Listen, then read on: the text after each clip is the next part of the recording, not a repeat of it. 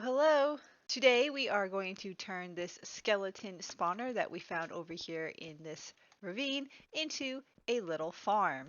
Per usual, we will discuss the real world equivalent, aka real world skeletons, and why the heck are we so dang obsessed with them. So this will not be a step-by-step tutorial, but I'll still provide some general guidelines if you want to use this as such anyway. The first thing we've got to do is clear out a bit of space because we can go 4 blocks out from the spawner on all sides. We'll probably do like that. We'll probably just leave it as it is up, and we need to clear down a little bit as well. So while I am clearing out that stuff to maximize our spawning area, enjoy some bone facts. Why are humans so obsessed with skeletons? They're in movies, songs, games, in every form of story and art you can imagine. There's no clear-cut answer to why we're drawn to them, but one thing, though, is certain. They evoke immense emotion. For some, remains are something to be revered. For others, awe for the life that once carried these bones.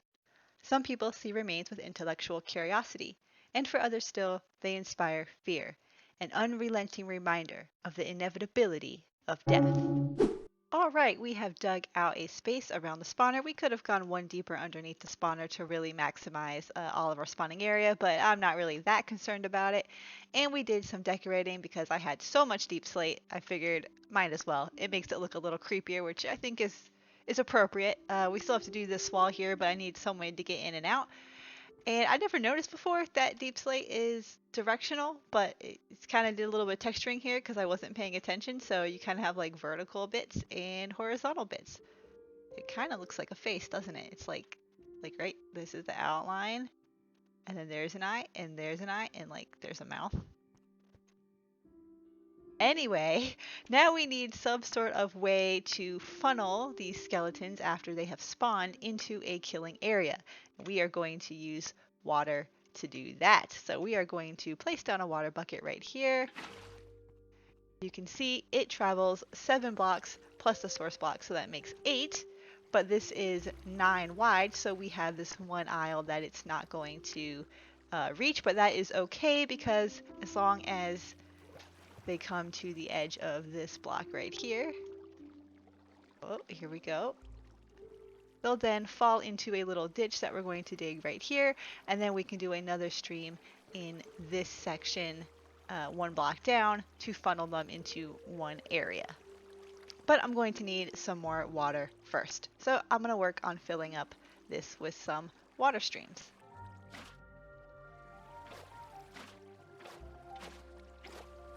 We now have all of the water streams in, so we have source blocks of water all along the back wall, and then that's going to funnel all the skeletons over to this side. So now we need to dig this down 1 deeper, so that way they fall into like a little ditch, and we need to decide which direction we want to funnel them in.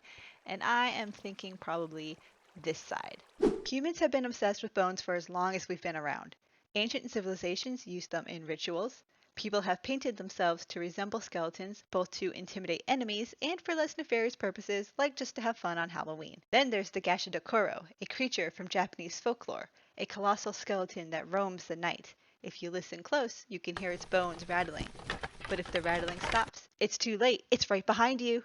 Legend goes the first Gashadokuro was created by the sorceress Takayashi Hime.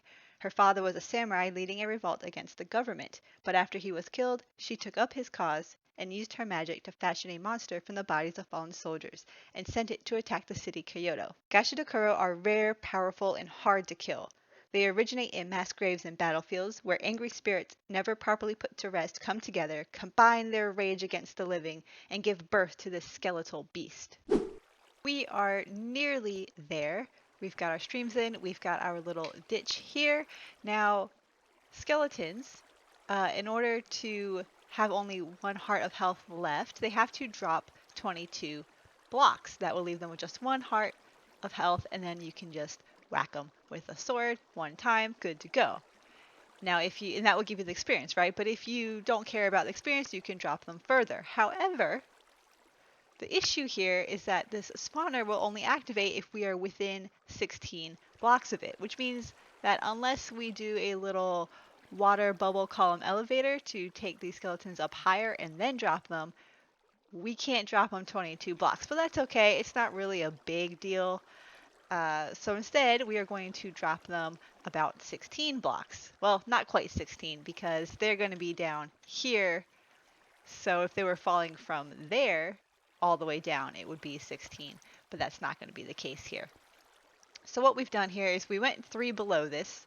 So 3, and then this is 4, and then we can go down here another, what would that be? 12, right?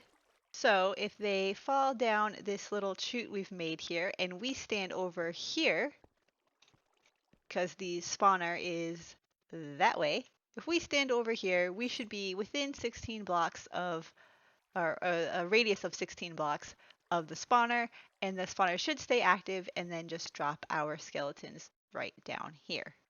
Now we do need to make sure there's some way that they can't just fall in here and then start attacking us. So we kind of need to make a little enclosure right here so that way we can attack them, but they can't attack us.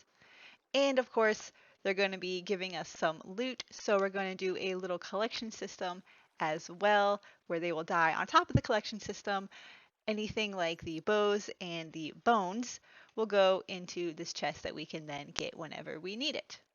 Human anatomy has long been studied, and although there have been countless anatomists, one of the most prominent figures is Leonardo da Vinci. Leonardo was fascinated by many things throughout his life, and on April 2nd of 1489, he demonstrated his interest in anatomy. Over a roughly 20-year period, he compiled 2 manuscripts and drew hundreds of detailed illustrations. His manuscripts are today housed in the Royal Library at Windsor Castle. After Leonardo da Vinci and the Renaissance era, we jump to the 1800s, when the study of human anatomy took a dark turn. We should be just about ready. We've got a chest with a hopper leading into it, so the skeleton should fall down here. We should be able to whack them right here. As they die, their stuff will fall right here. We might need to fine-tune this a little bit, but for the most part, their remains should fall here, and we can pick them up in the chest later. So all we need to do now is take the torch off of the spawner to make it dark, and then we'll see if I calculated correctly. All right, here we go. Take care of, hold on. Ah, there we go. Okay, yep, they're already hurting us. Give that a second. We need to take out that block. There we go. Now we can finish closing this up. Alright, it's nice and dark in there. We can hear them spawning. Let's go down below and see if they continue to spawn.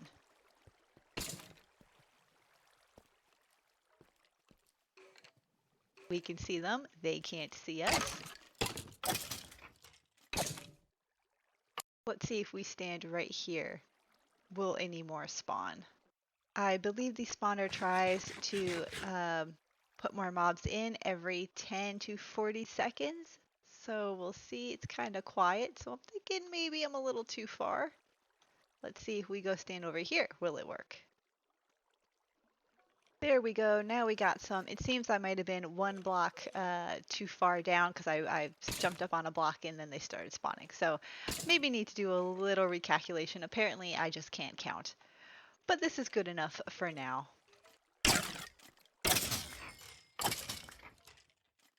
And as you can see, as they die, some stuff is falling out, not a big deal, but most of it is ending up in here, along with a few things from when we were cleaning up at the very end, but overall, it seems to be working. Quick disclaimer, this next section discusses racial discrimination. If you would prefer to skip ahead, go to the time posted on the screen. Burial sites, usually of indigenous tribes, were pillaged as collectors and museums gathered specimens to display.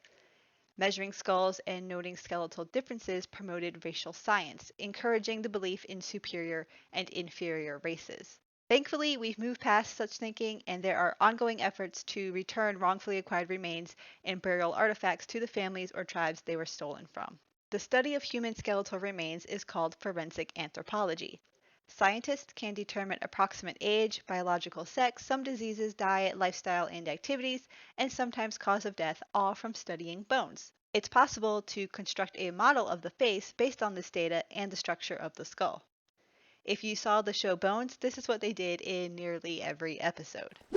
After a minor adjustment and some decorating with the slate all the way down here, we now have ourselves a little skeleton spawner farm.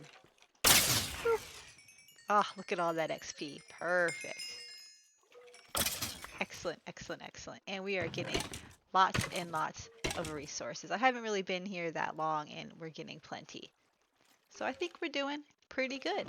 That is going to be it for this episode. Thank you for hanging out with me and have a great rest of your day. Bye. Also, the song Spooky Scary Skeletons is an absolute banger.